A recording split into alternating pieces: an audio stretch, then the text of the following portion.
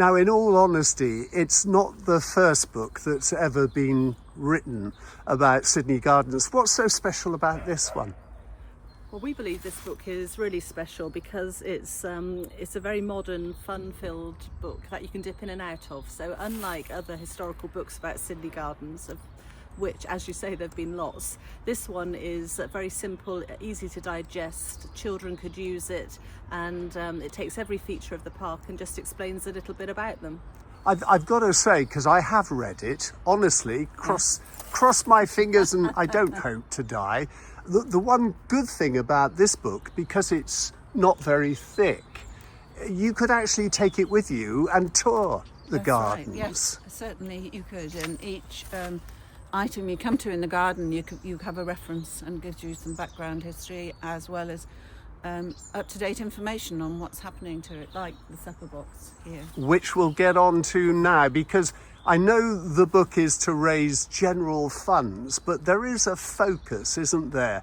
And it all concerns this ruin. Tell me about it. Yeah, you're right. The book is to raise funds, but it's also to raise awareness of this supper box ruin.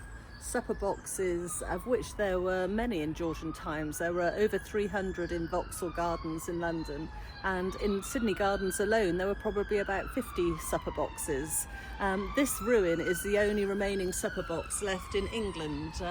At one time there would have been supper boxes attached to the back of the Holburne Museum in 2 arcs on either side. And at the top of the park, next to the loggia, there were also rows of supper boxes. What was a supper box? Yeah, supper boxes predated modern day restaurants, so you couldn't go out as a family and eat in public. But supper boxes were a bit like sort of Facebook and Instagram. People came to eat, but to see who was in the park and to be seen. Supper boxes were unusual, but a bit like in COVID times, they had 3 sides, they didn't have a front, so you were exposed to the elements, really. You were sort of framed in your own picture. Yes, exactly. Yeah. Yes. They would have been very bright, very colourful, and just a fun place to be. And for the first time ever, the aristocracy was starting to mix with the new sort of up and coming wealthy sort of merchants and different classes. So it was a bit of a social melee of everybody, a bit of a mix. And as we know, this being the 250th anniversary of the birth of a certain novelist called Jane Austen, she was a visitor too. Jane Austen would have been a frequent visitor. There are references to her breakfasting in the park, and so she probably would have been in a supper box. She may have even been in a supper box with Admiral Arthur Phillip, and it's quite strange to think of them both, mixing in Georgian times in Bath in those small social circles, and to think that they both got a connection to Sydney Gardens. Well, for any Americans listening to you now, the very thought that Jane Austen might once upon a time have sat in here and enjoyed the scenery while eating a meal might encourage some of them to maybe inquire how they can buy a copy of the book. Now, the idea, I think, is to raise enough funds to actually restore this ruin, to actually let people see what a supper box looked like. Yeah. Yes. This is a large area of the park which isn't currently open to the public. So our idea, and it's building momentum, we've had a lot of support from Bath Preservation Trust, from the Bath UNESCO World Heritage Organisation, and they're both very keen. Both organisations are very keen and very supportive of us rebuilding this ruin and reopening it to the public. I think that would be a great idea. Now look, we can't visit every site in the book today, but let's pick a few. I'll let you lead the way. Great, let's go. Well, you've brought me up beside the children's playground, which I must say is a big improvement on what used to be here. And of course, the playground wasn't here, was it? Was that the bowling green? The bowling green was slightly lower down, around where the just above the football area, and the basketball framework was the bowling green. So up the top here was a small area, but nothing like the size of this play park that we have now. And the lovely thing is we're standing by a swing for the adults, although I must say the seat's a little bit low. I'm not sure I could get down that far. Yeah, the nice thing about this play park is it's a play park for all ages, so there's something for everybody, and that does include this swing, this adult-sized swing, which replicates what swings would have looked like in Georgian times. So at one time there would have been many swings in the park. One of them was even mechanical on a large platform above the ground. That was called the Merlin swing, but a lot of them were like boat swings, and they had this rectangular shaped frame. And the playground, when it was constructed, there was a bit of an issue, wasn't there? Underneath where the bowling green was, there certainly was. There was contaminated soil there. That actually took quite a lot of money of the Heritage Lottery Fund, but there was no option. They looked at various ways of getting rid of it, but in the end, a very deep hole, and lined it and put the contaminated soil in, put cover over it, and then put topsoil on. So that took lots of money, as well as finding the sarcophagus, which was an amazing find. That was a bit of a bonus, wasn't it, to all the work? Yes, there were 2 bodies found in there. One had been pushed to the bottom through a pile of bones, and a second burial had taken place to be placed in there. And also the bones are still with Leicester University, researching to see if there was any connection between the 2 bodies. This would have been outside the Roman settlement, and burials, of course, always took place outside, didn't they? Outside the city walls. Correct. There have been many Roman sarcophaguses found in the park, including a horse's head. So I think this was an old Roman graveyard. Wow. It's on the Roman road, going, in and out of Bath. So yeah, there have been a number of Roman finds over the years. And just a little reminder there that the pleasure grounds were first cut through with a canal, and then Isambard Kingdom Brunel's Great Western Railway, and that's one of the Great Western trains just passing through. Yes, that's correct. When the park was first opened, it had an antique sham castle, and the children's play area sort of has a sham castle in the same position as the original castle would have been.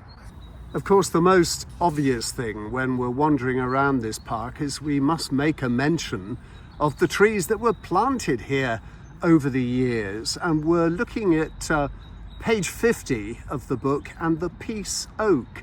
And indeed, there it is. What's so special about this tree? This tree was planted to celebrate the end of the First World War. It's one of the few remaining peace oaks left in the country. The oaks represented strength and stability, and it was planted by the mayor back in 1919. Yeah. 1919. Yes. It's a slow growing tree, isn't It it? certainly is. Well, I think it's fair to say the oak's a very English symbol. It is, yes, we agree. But this cultivar actually came from Belgium, where many of the First World War battles were fought, and they felt it appropriate. Well, you've brought me up behind the stone facade entrance to the tunnel that leads out of Sydney Gardens towards the city. And we are in a wide space. And I've often wondered what this ever was. And you know, don't you? I do know. This is one of my favourite features of the park. This was called the Ride, and the Ride was a 6-metre track that went right round the edge of the park, and you had to pay a subscription to use the Ride. The Ride was used for carriages and for horse riding, for horseback, and encircled the whole park. And when the canal came through the park, they wanted to maintain the Ride, and so in order to do that, they had to build the two bridges. So we've got this bridge here, which is Haffron, the water nymph, and on the other bridge it's Old Father Thames. And they built those bridges so to enable the Ride to continue. I always thought that was Sabrina. Sabrina and Haffron are the same person. They're water nymphs. Okay, we're both right. Well, just down from the Ride, we have these rather strange blocked up entrances here. Was this an air raid shelter? No, it wasn't. It was, still is, a reservoir. It used to be, it is a large reservoir with 1,600 gallons of water. and it was built and before the park was opened, and used to provide water for the Barthwick estate down the village below. And It predates the park, doesn't it? It predates Yes. the park being built. So it's a reservoir, and it used to supply water to the Bathwick estate, actually to the Cleveland Pools ladies' pool at one time, Yes. and also to Laura Place, to the fountain in Laura Place. But it stopped when the canal opened. Again, the overflow now, you can see it going into the canal, so they had to stop using it. I often wondered what that running tap was on the side, and so it was coming from here. Now, you obviously can't open this up to the public for health and safety reasons, which is pretty obvious, but you do want to smarten it up. Yes, we do. We want to stabilise these stones. As you can see, they're falling, and the cement, the pointing between these stones has been done with cement, and we need it to be done in the limestone, which would have been the original pointing. To clean it all out, don't Clean we? the and whole thing expose the out. steps. And also there are steps down at the side here. You can just see the remains of those, and we hope to put a metal barred entrance there to give some visual access to it, and obviously tidy all this up.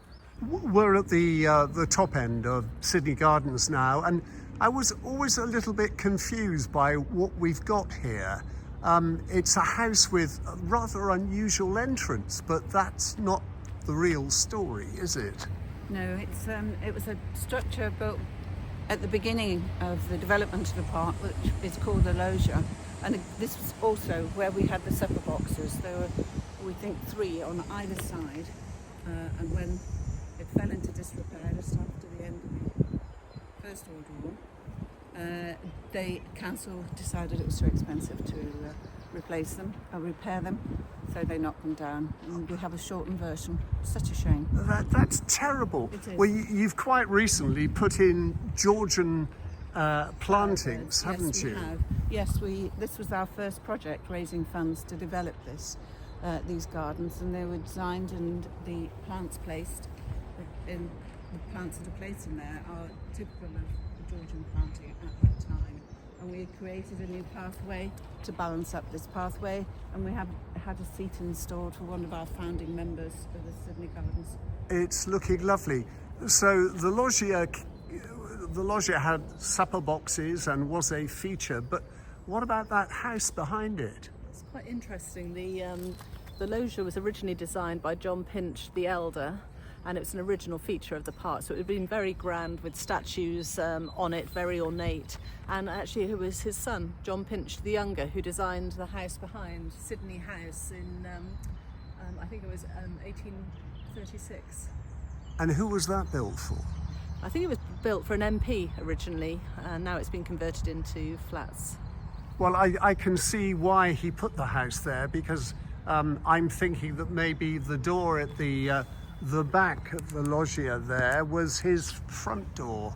I think you're probably right. Back in the days when there was a full-time gardener here in Sydney Gardens, you're looking at his place of residence, the Gardener's Lodge. Now I'm sure it has another use, but the reason we're here is you've brought me down to what was the ladies' loo, which moved, because it was here on this grassy area, but why was it moved? It's moved, both of the toilets, the Edwardian gents' toilets and the Edwardian ladies' toilets were taken off-site and renovated by Iron Art of Bath, and then they were repositioned in the park. The ladies' loos has been put into a different position, because now we're very fortunate to have the Sydney Gardens Community Pavilion, which is available for our use and available for hire. It's a fantastic facility. So there we are. What I was showing you was the Community Pavilion. This is quite a structure, isn't it, behind us? I mean, this was a loo and a view. It's amazing, actually. When the parks first opened, there wouldn't have been any toilets in the park. Men would have had a designated wall that they could use, but women had to find a cafe, a shop, or they had to go home. So, as part of Edwardian and Victorian health policies, cast iron toilets started to become quite a common feature of parks. So this impressive toilet here dates from 1920, when it first opened. And it's a marvellous structure which has been given a new roof, which I think really fits it. Now, we've had a brief tour. We haven't covered everything that's mentioned in your fabulous book. But for people who want to buy a copy and come to the park and do their own special tour, where do they find these books? How can they get a copy? The best place is probably the Friends of Sydney Gardens website, which is friendsofsydneygardens.org. All of the information is available there, but you can actually buy the book as well. Topping's Bookshop have been hugely supportive, and also the Oldfield Park Bookshop on Moorland Road. They've been absolutely fabulous. And it's also available. The artist, Neil Ireson, who's doing a stained glass window for Bath Abbey, has a workshop on Walcott Street and is selling the book for us as well. And of course, the other thing, apart from promoting the book, let's promote the Friends of Sydney Gardens. Yes, There's please. never enough of you, is there? Absolutely, there isn't. We can always look forward and accepting and happy for everyone to join the Friends of Sydney Gardens and come and join in with what we do, which is litter picking, gardening, organising events to raise funds, and lots more. Well, you do a great job here in Sydney Gardens, and that goes to all the friends. And I think we ought to say all the friends of all the parks Yes, definitely. in Bath that would look far worse if it wasn't for people like you guys giving up your time. Well, just before I go, I think I'm right in saying you have a very special event coming up in a couple of months. We certainly do. The exact date the park opened is Sunday the 11th of May, and we're very fortunate to have the Mayor coming along at 12 o'clock to help us celebrate. It's the same day as the Holburne plant sale, so come along, buy a book, join a guided walk, see the supper box and generally have fun. And let's hope you have sunshine. Unfortunately, that's the one thing We can't guarantee. we didn't get today. Thank you both very much. Thank You're you. welcome.